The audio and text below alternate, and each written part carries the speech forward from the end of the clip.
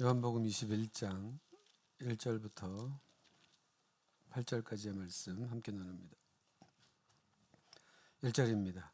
그 후에 예수께서 디베랴 호수에서 또 제자들에게 자기를 나타내셨으니 나타내신 일은 이러하니라.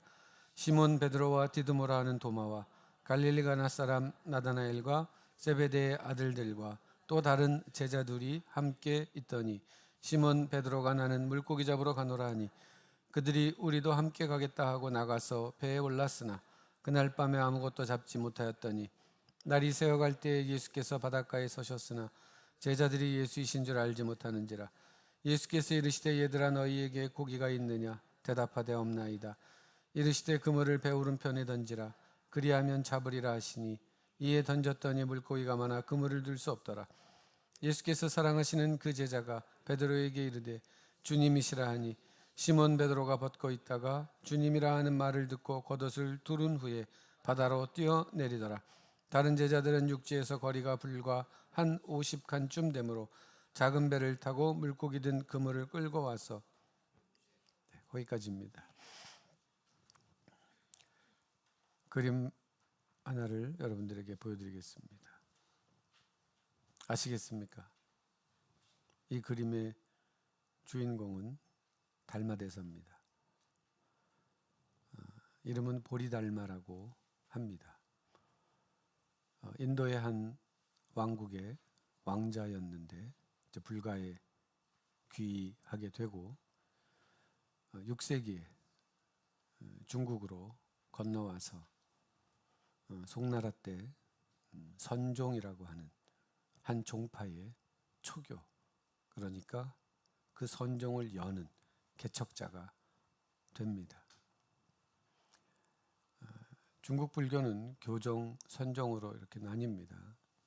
교정은 문자, 언어를 중시하고 선종은 문자나 언어 없이 깨달음을 중시합니다. 그래서 이 선종은, 이 달마대사가 시작한 이 선종은 깨달음이 워낙 중요하기 때문에 문자나 글자를 굉장히 꺼리고 아낍니다. 그래서 최소한의 글자로만 교육을 시키는 거죠. 혹 깨달은 게 있더라도 그 깨달음을 설명하지 않습니다. 왜냐하면 설명하는 순간 관념이 되어버리기 때문에 설명을 하지 않는 거죠. 자, 글자나 문자 없이 어떻게 깨달음에 이를 수 있을까? 그래서 최소한의 글자로 만든 이른바 명상집이 있는 거죠. 그게 뭐냐면 화두라고 하는 겁니다. 우리가 흔히 말하는 화두를 던졌다. 그럴 때의 화두입니다. 수수께끼 같은 질문이죠. 이 화두를 공안이라고도 부릅니다. 자, 6세기 중국 송나라 때 들어와서 가장 번성했기 때문에 그때에 있었던 화두들을 모아서 그로부터 한 600년 지난 1125년에 원어선사는 벽암록이라고 하는 공안집을 출간하게 됩니다. 개인의 저서라기보단 그동안 선종 내에 있어 왔던 화두들을 모아서 만든 화두집이죠.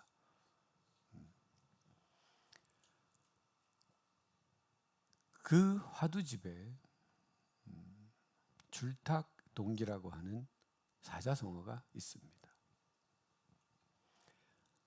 맨 앞에 있는 글자가 줄자입니다. 이렇게 떠들 줄자고 탁자는 쫄탁, 쪼다라고 하는 그 탁자고 가틀동 기회기자죠. 이 줄은 알 속에 있는 병아리가 세상 밖으로 나오기 위해서 껍질을 깨는 것을 말합니다. 탁은 밖에 있는 어미닭이 그 소리를 듣고 병아리가 알에서 나오도록 밖에서 쪼아주는 것을 탁이라고 합니다. 그러니까 줄탁 동기는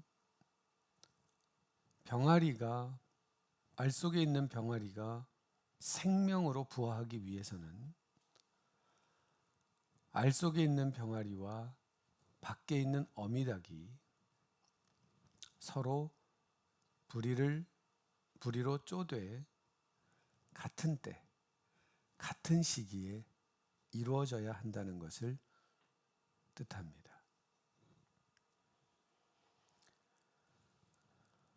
그냥 쉽게 말하면 남이 깨면 후라이고 내가 깨면 생명이다. 이 화두를 너무 희화하는 것 같지만 제 생각엔 그래요.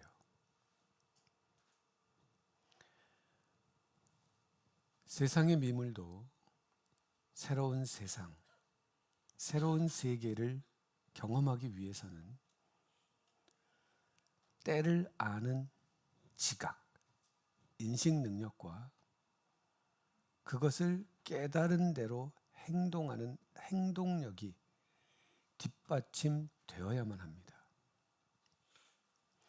알 속에 있는 병아리가 자신이 세상 밖으로 나아가야 할 때를 알고 자신의 부리로 그 벽을 쪼아야만 합니다. 동시에 밖에 있는 어미 닭은 아무도 들을 수 없는 그 새끼 병아리의 껍질을 깨는 소리를 듣고 그 시기에 맞춰서 밖에서 그 알을 쪼아 주어야 합니다. 만일 둘 중에 어느 하나라도 그 시기가 늦거나 빠르면 그 병아리는 생명으로 부화할 수는 없습니다.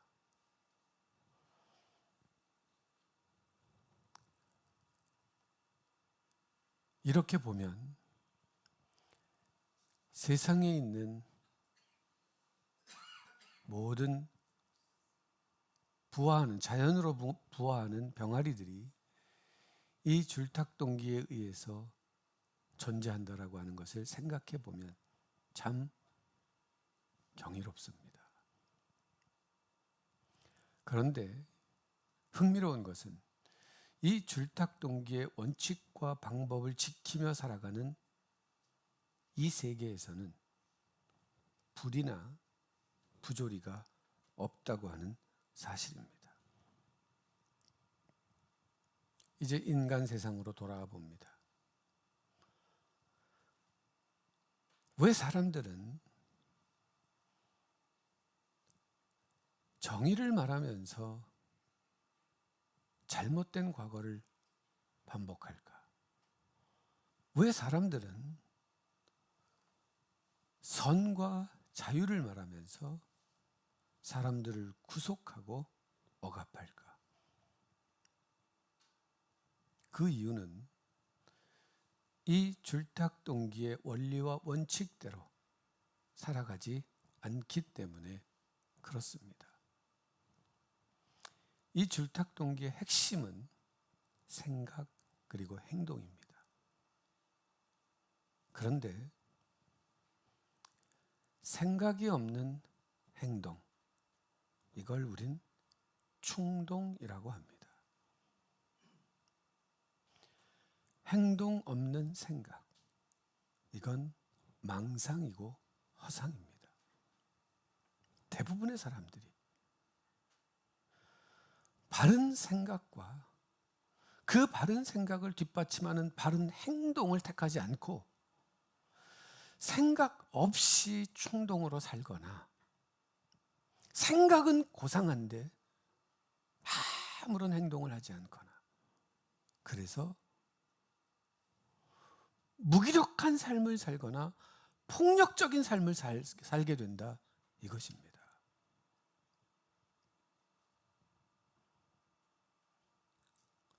생각과 행동 바른 생각을 하는 게 중요하고 그 바른 생각을 현실화하는 바른 행동력이 동반되어야만 그 생각과 행동이 만날 때에만 삶으로 꽃피웁니다.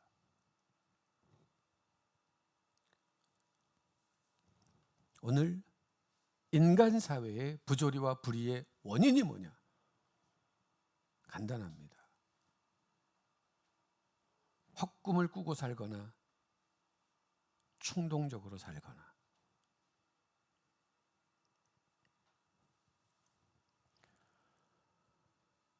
많은 행동을 하고 살지만 생각 없는 행동이고 많은 생각을 하고 사는 것 같지만 행동이 뒷받침되지 않은 생각들, 그것들은 역사 발전에 도움이 되질 않습니다. 자, 이것은 신앙 세계에서도 동일하게 적용됩니다. 예수님께서 제자들에게 갈릴리에서 만나자 말씀하셨습니다. 그 약속을 따라 제자들이 갈릴리로 왔습니다. 그럼 응당 왜 주님께서 갈릴리에서 우리를 만나자고 하셨는지 생각하며 기다려야 하는 것이 당연하지만 제자들은 모두 바닷가에 고기잡이 하러 나갑니다. 얼마나 고기잡이에 열중했는지 주께서 바닷가에 서 계셨으나 그들 중 누구도 주님을 인식한 자, 지각한 자, 깨달은 자는 한 사람도 없었습니다.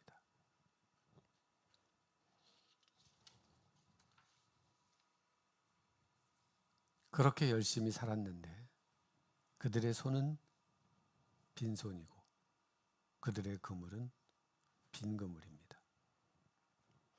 그때 주님의 음성이 들립니다. 얘들아, 너희에게 고기가 있느냐? 제자들이 답합니다. 없나이다. 다시 주님이 말씀하십니다. 그물을 배 오른편에 던지라. 그리고 이어지는 말씀은 그들이 던지니. 굉장히 자연스러운 대화죠. 얘들아, 너희에게 고기가 있느냐? 없습니다. 오른편에 던져라. 던지니.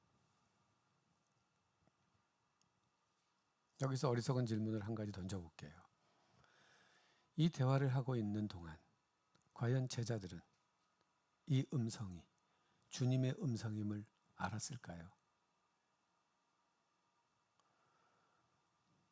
아니요, 몰랐습니다.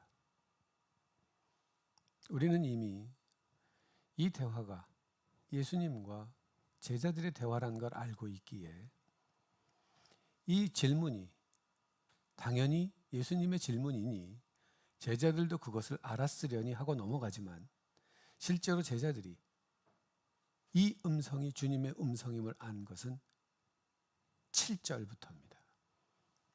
다시 말하면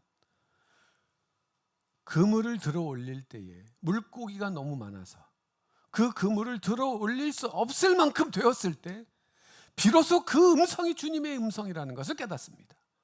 그럼 그 이전엔 몰랐죠. 그럼 어떤 의미가 되냐면 누구와 대화하는지, 이 음성이 누구의 음성인지, 그물을 던지라는 이 명령이 누구의 명령인지 깨닫지도 못한 채 그들이 행하고 있었다는 것을 의미합니다. 그런데 그렇게 했음에도 불구하고 그들은 그물을 들 수 없을 만큼의 물고기를 걷어올릴 수 있었다. 이렇게 해석해 보면 이 말씀은 굉장히 은혜가 돼요. 왜? 그리스도인들은 살아가면서 하나님의 뜻대로 살고 싶어 해요. 그런데 어려움은 뭐냐면 선택의 순간마다 뭐가 하나님의 뜻인지를 잘 모르겠어요. 또 어떤 때는 문득 돌아서 생각해 보면 내가 정말 하나님과 동행하고 있는지 의심이 들 때도 있어요. 불안하고 답답하고 막연하고 아무리 수고해도 돌아오는 보답이 없고 허전하고 답답합니다. 혼잣말로 주님께 하소연도 하고 주님께 투정도 하고 불평도 합니다. 그러나 내가 그렇게 대화하는 분이 정말 주님인지 커다란 자각은 없습니다. 그런데 그 순간 주님의 명령으로, 그게 주님의 명령인지도 몰랐지만 주님의 명령으로 그물을 들이올 때 그 그물을 들 수 없을 만큼 물고기가 많이 잡힌 순간 그제서야 제자들은 반응합니다. 주님이시다.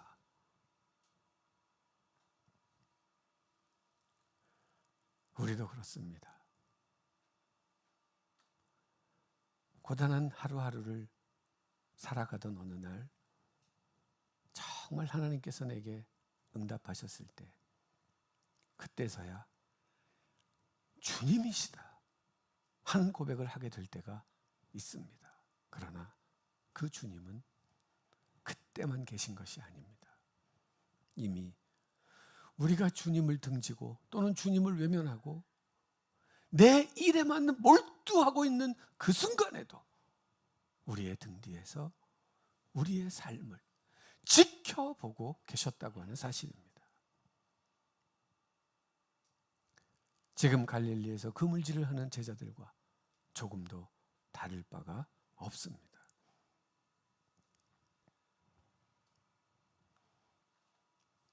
그물을 들어올릴 수 없을 만큼 많은 물고기를 잡은 그 순간 이 일이 주님께서 행하신 일임을 깨달은 사람은 오늘 본문에 보면 7절입니다. 예수께서 사랑하시는 그 제자. 요한복음은 이 예수께서 사랑하시는 그 제자가 하나의 이름입니다. 하나의 이름이에요. 이게 관용어예요. 예수께서 사랑하시는 그 제자라고 하면 이건 딱 한 사람만 가리키는 거예요. 누구? 요한.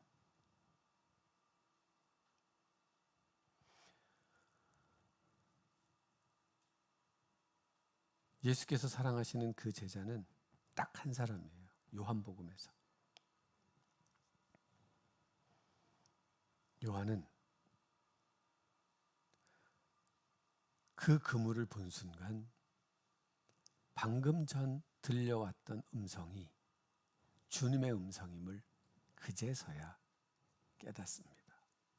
그래서 주님이시다 라고 외치는 거죠.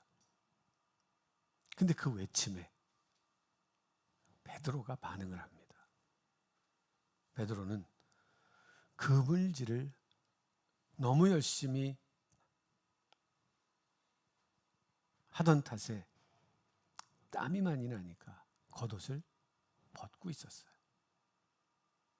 그런데 주님이시라 하는 외침이 떨어지기가 무섭게 벗어두었던 겉옷을 입습니다.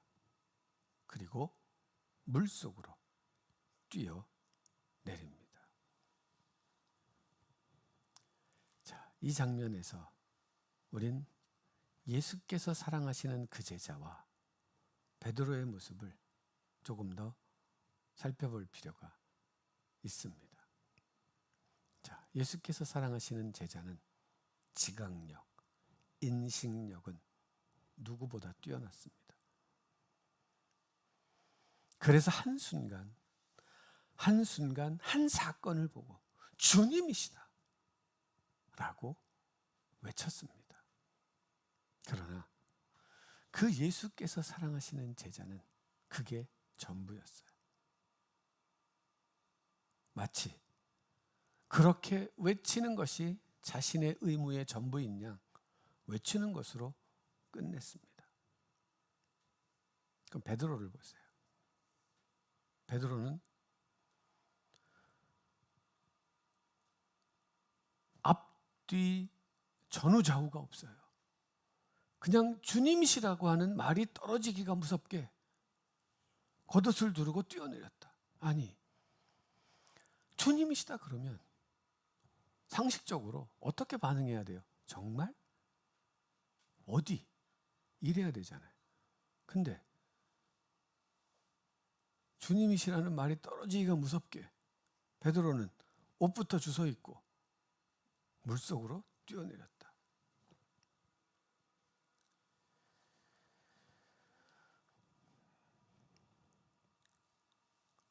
이해가 안 돼요.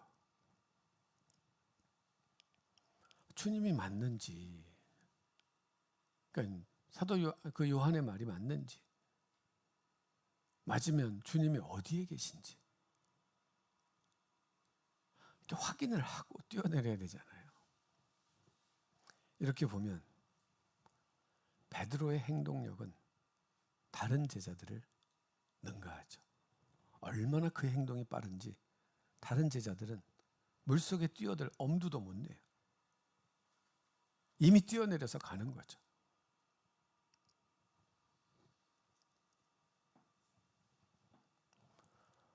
왜 물속으로 뛰어들었을까요? 1분 1초라도 주님께 빨리 다다르기 위함이겠죠. 물론 내가 이렇게 뛰어내려서 헤엄쳐 가는 것이 이 배보다 빨리 갈 수 있는지 없는지 생각조차 안 했을 거예요. 그냥 그런 생각 없이 주님이 저기 계시고 주님이 여기 계시지 않는다면 저기 가는 게 믿음인 거죠.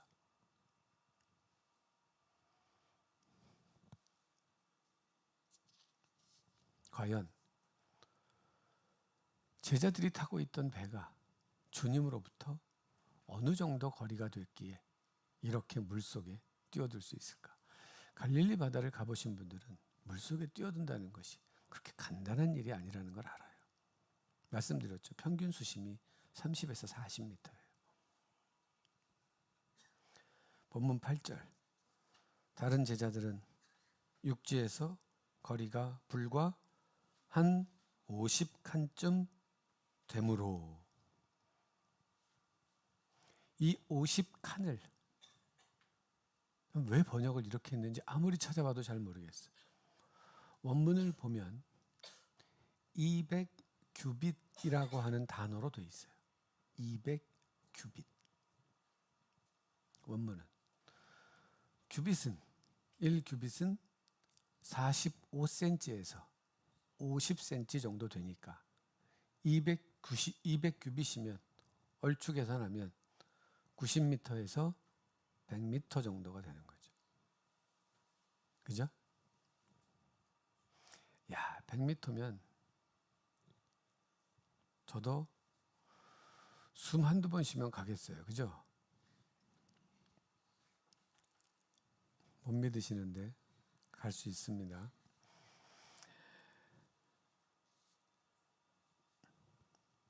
그런데 참 신기한 것은 분명 베드로가 물속에 뛰어들었는데 8절에서는 베드로의 도착 소식은 전해주지 않아요. 궁금하잖아. 옷 입고 뛰어내렸는데 그럼 잘 도착했다 이렇게 해줘야 되는데 없어요. 그리고 뭐가 나오느냐 보세요. 다른 제자들은 작은 배를 타고 끌고 와서, 동사만 이렇게 보면 어떻게 했다는 거예요? 다른 제자들은 배를 타고 왔다라고 하는 보고를 해주고 있는 거예요. 왜 성경이 베드로 도착 소식을 말하지 않을까? 궁금하잖아요. 생각해 보는 거예요. 그 이유는 8절을 통해서 이미 뛰어내렸던 베드로는 도착해 있었다라고 하는 걸 전제하고, 그리고 다른 제자들은 배를 끌고 왔다라고 하는 자연스러운 연결이 되겠죠. 또 하나, 성경은 이 충동적인 베드로의 행동에 관심이 없다는 거예요. 바꿔 말하면 오히려 지각 없는 충동적인 행동을 경고하기도 하는 거죠.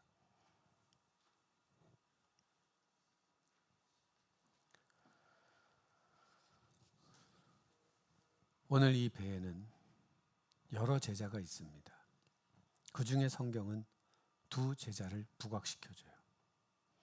한 제자는 주시라. 외치기만 했던 예수께서 사랑하시는 제자. 한 제자는 그 소리를 듣자마자 바닷속으로 뛰어들었던 베드로. 그리고 나머지 제자들은 그물을 붙들고 있는 거죠.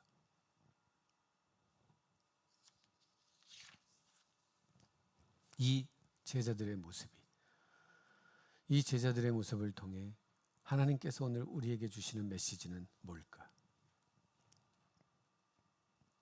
예수께서 사랑하시는 제자, 행동 없는 생각의 대표입니다. 베드로, 생각 없는 행동의 대표입니다. 행동 없는 생각이나 생각 없는 행동 모두 신앙과 삶의 괴리가 있다. 즉, 교회에서와 세상에서의 삶이 다른 이유는 뭐냐? 생각이 없거나 행동이 없거나.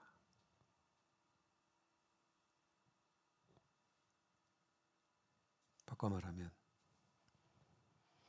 우리의 생각이 아무리 고상하고 우리의 행동이 아무리 정의롭더라도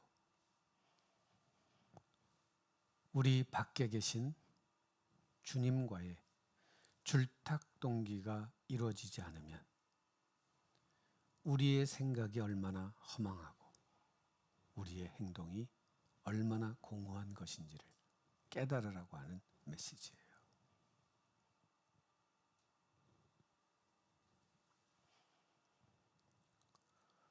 주님과의 줄탁동기가 이루어지지 않은 알 속에서의 우리의 삶이란 허망, 파멸.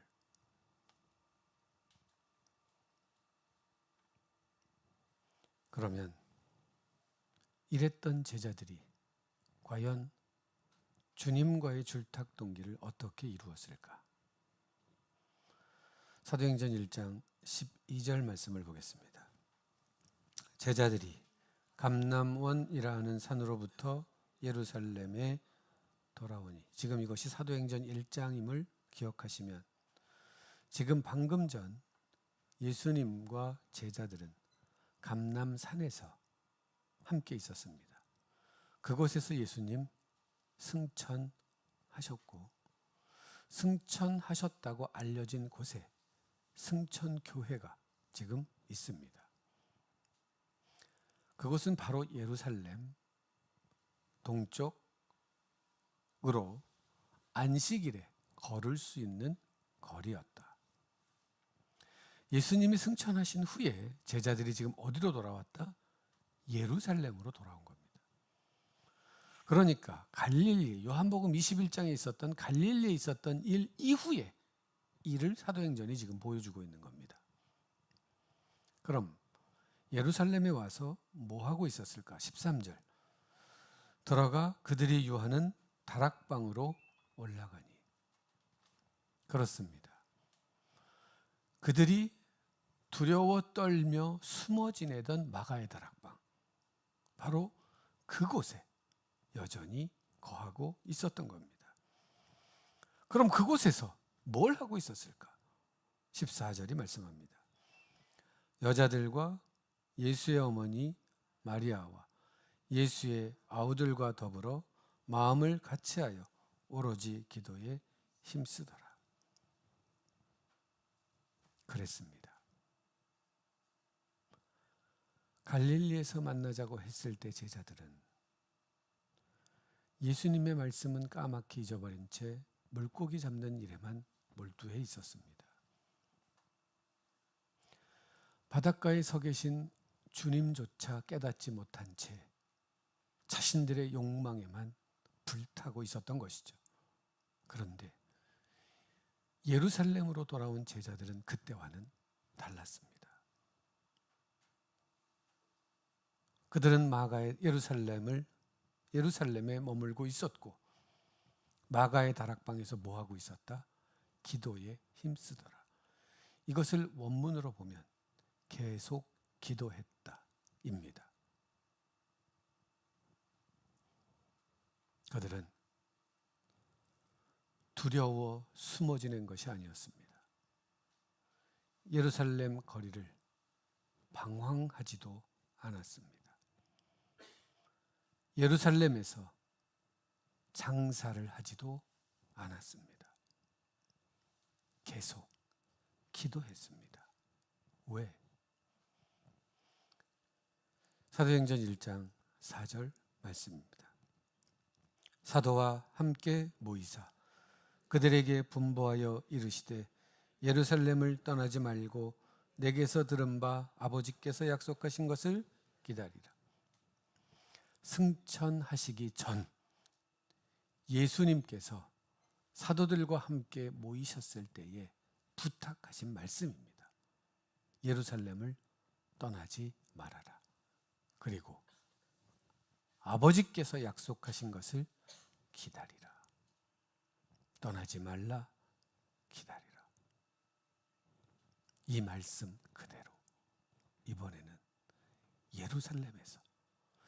예루살렘을 떠나지 않고 기다리되 그냥 기다리는 것이 아니라 계속 기도하며 기다렸다.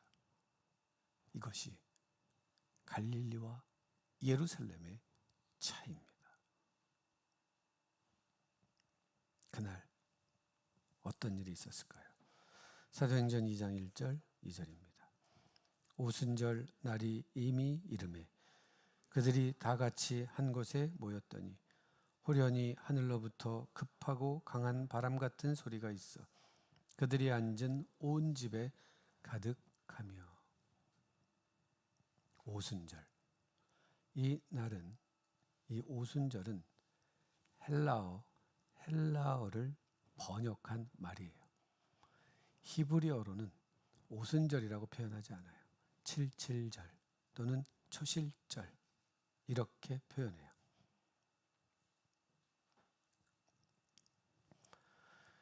이 오순절은 본디 보리 추수를 시작하는 때예요. 첫 절기. 그래서 하나님께 이 처음 수확한 보리를 바치기 때문에 맥추절이라고도 부르죠. 우리식으로는. 그런데 이 오순절은 왜 오순이냐, 왜 50이냐? 6월절로부터 50일 되는 날이기 때문에 그래요. 그렇게 보면 예수님은 언제 돌아가셨어요? 이스라엘 절기로 6월절이 시작되는 날 돌아가셨잖아요. 그죠? 6월절에 돌아가셨어요. 그래서 6월절 어린 양이라고 하잖아요. 오순절에 성령이 임하셨잖아요. 그죠? 그럼 예수님은 지상에 부활하신 후에 지상에 얼마나 계셨어요? 40일. 그런데 그 40일이 부활하신 날로부터 40일이라고 하면 42일이겠죠. 돌아가신 날까지 합하면. 그죠? 하여튼. 그리고 50일에 성령이 임하셨으니까. 그럼 예수님 승천하시고 성령이 임하시기까지 며칠? 그렇죠. 한 7, 8일 정도의 차이가 있었던 거죠. 이 오순절은 포로기 이후에는 조금 절기의 색깔이 바뀌어요. 처음에는 그냥 보리추수를 기념하는 절기였으나 포로기 이후에는 시내산에서 율법을 받은 날을 기념하는 절기로 지켜요. 그 이유는 출애굽에서 시내산에 이르는 기간이 50일이었기 때문에 그래요. 그래서 결국 예수님 시대에는 두 가지 의미가 있는 거죠. 이 오순절 안에는. 하나는 보리추수, 그러니까 추수감사의 의미가 있고, 하나는 시내산에서 율법을 받아서 하나님의 계약 백성이 되었다라고 하는 자기 정체성을 확인하는 그런 절기인 거예요. 그때 성령님이 임하셨어요. 지구상에 성령 하나님이 오신 첫 번째 사건이죠. 어떻게 오셨냐? 급하고 강한 바람으로 오셨대요. 급하고 강한 바람. 근데 이게 왜 중요하냐? 이때로부터 하나님의 사람들의 복음의 행진이 시작되기 때문이에요. 이 사람들이 누구냐? 갈릴리에서 예수님을 등 뒤로 하고 물고기 잡는 일에 자신의 온 열정을 쏟아부었던 바로 그 사람들이에요. 주님이 계시든 말든 주님의 소리, 주님의 음성조차 분간하지 못하고 물고기 잡는 일에 혈안이 되었던 바로 그들이에요. 그들이 떠나지 말라는 주님의 말씀을 붙들고 마가의 다락방에서 약속하신 하나님의 것을 기다렸다. 이게 뭐겠어요? 줄이죠. 줄탁동기로 하면 이게 줄이에요. 그럼 탁은 뭘까요? 계속 기도하던 그들에게 하늘로부터 임하신 성령님이 탁이죠. 약속을 붙들고 기도하는 성도들과 그 약속한 성령 위에, 약속한 성도들 위에 부어주신 그 성령, 이 줄과 탁이 만날 때 어떤 일이 시작되느냐? 복음의 역사가 열리는 거예요. 그 모습이 뭐냐? 그렇게 해서 부화된 모습이 뭐냐? 교회잖아요.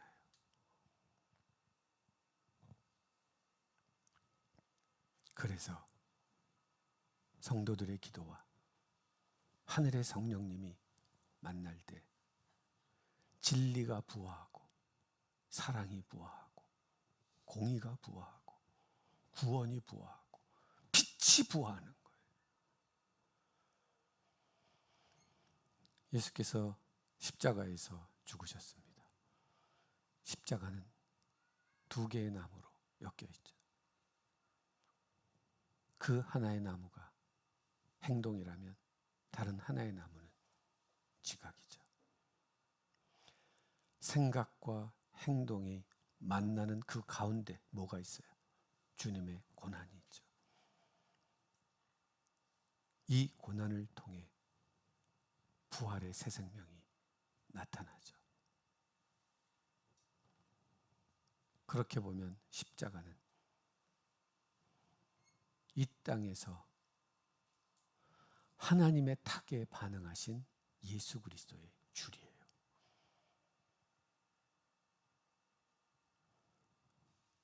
그렇게 당신을 내놓으셨던 주님께 하나님께서 탁으로 응답하셨을 때 그 십자가는 부활의 현장이 되는 겁니다.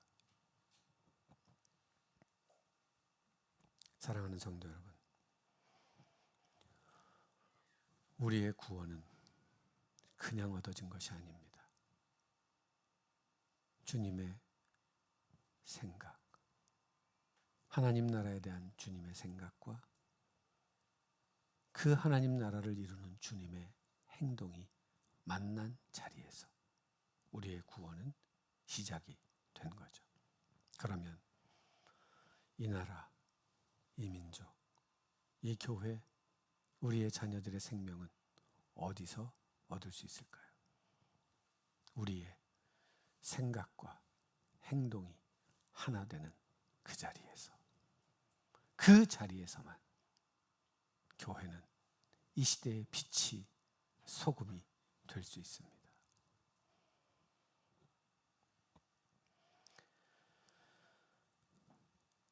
이 시간 우리 안에 계시는 주님의 음성에 귀 기울이시기를 바랍니다.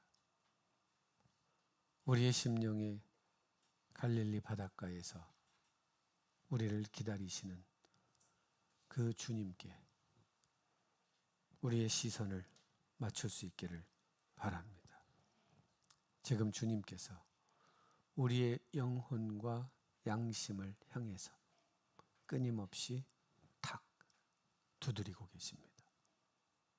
그럼 지금 우리가 해야 할 일은 주님께 줄로 반응하는 것이죠. 우리의 반응 줄과 예수 그리스도의 반응 닭이 만나는 그 자리에서 오늘 생명의 역사는 이루어집니다. 그러므로 오늘 본문이 보여주고 있는 두 사람, 예수께서 사랑하시는 그 제자, 그리고 베드로는 어느 한편을 비난받아야 되는 제자가 아니라 이 두 제자가 내 안에 함께 합하여 통합되어야 할 제자상입니다. 오늘 우리가 힘을 잃어버렸다면 예수께서 사랑하시는 그 제자 편에 있든 베드로 편에 있든 둘 중에 하나이기 때문에 그렇습니다. 그럼 이제 우린 온전한 제자상을 회복해야 할 때입니다. 오늘 본문은 우리에게 그 새로운 제자상을 보여주고 있는 것입니다. 어떻습니까? 이 한 주간 우리의 삶을 계속 두드리시는 하나님의 두드림에 어떻게 반응하시겠습니까? 그에 따라 생명으로 심판으로 나아가게 될 것입니다. 기도하겠습니다.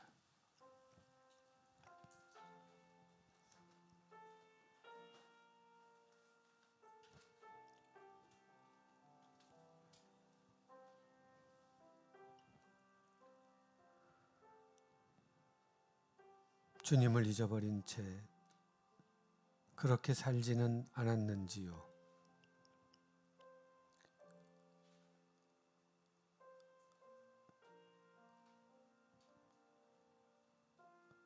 우리 안에 행하시는 그 주님의 손길을 느끼게 하시고 그 음성을 듣게 하시고 그 뜻을 깨닫게 하시되 이제는 문을 박차고 나아가게 하여 주옵소서. 우리 삶의 그 껍질을, 그 단단한 껍질을 깨뜨려 주시고 새 생명, 새 역사로 나아가게 하여 주옵소서. 두려워하지 않게 하여 주옵소서. 주저하지 않게 하여 주옵소서. 돌아보지 않게 하여 주옵소서. 이 시간 주님의 두드림에 반응합니다. 그러기를 원합니다. 그래서 바른 생각, 바른 행동으로 새 생명 일궈가는 주의 참 제자 되기를 기도합니다. 우리 주 예수 그리스도의 이름으로 기도드립니다. 아멘.